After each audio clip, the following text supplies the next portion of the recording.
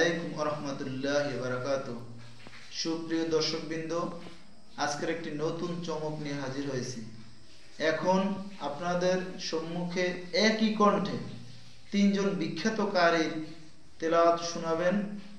শুনে কেমন লাগবে তা অবশ্যই জানাবেন।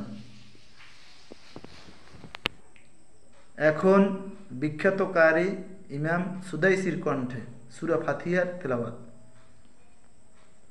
الله أكبر.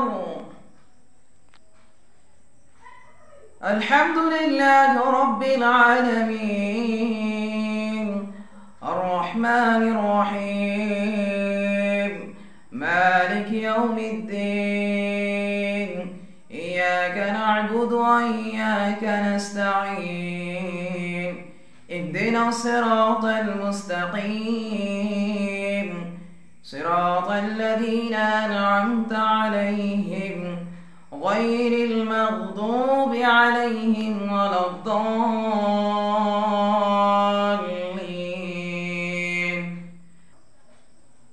এবারে আমাদের গর্ব বাংলাদেশের হাফেজ নাজমুস সাকিবের কণ্ঠে সূরা ফাতিহা।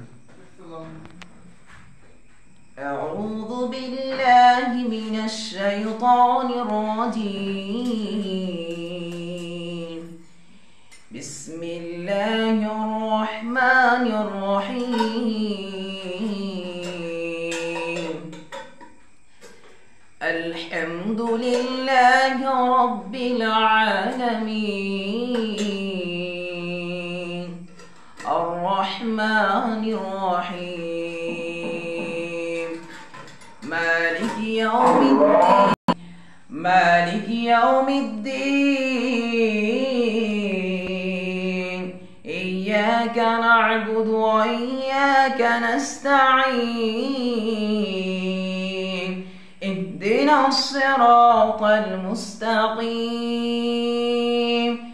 صراط الذين أنعمت عليهم غير المغضوب عليهم ولا الضالين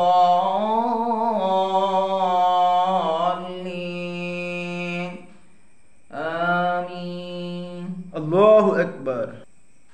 এখন ইমাম হুযাইফির কণ্ঠে সূরা ফাতিহার তেলাওয়াত। بسم الله الرحمن الرحيم الحمد لله رب العالمين الرحمن الرحيم مالك يوم الدين إياك نعبد وإياك نستعين اهدنا الصراط المستقيم صراط الذين أنعمت عليهم غير المغضوب عليهم ولا الضالين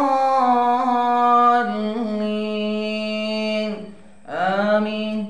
আল্লাহু আকবার।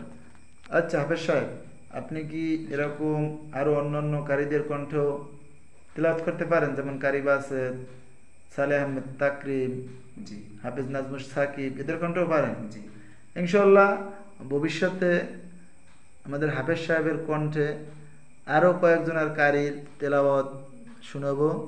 যদি আপনাদের ভালো লাগে থাকে তাহলে অবশ্যই ভবিষ্যতে সেই কণ্ঠে শোনার জন্য আমাদের চ্যানেলটি সাবস্ক্রাইব করে রাখতে পারেন আর ফেসবুক পেজটি ফলো করে রাখতে পারেন।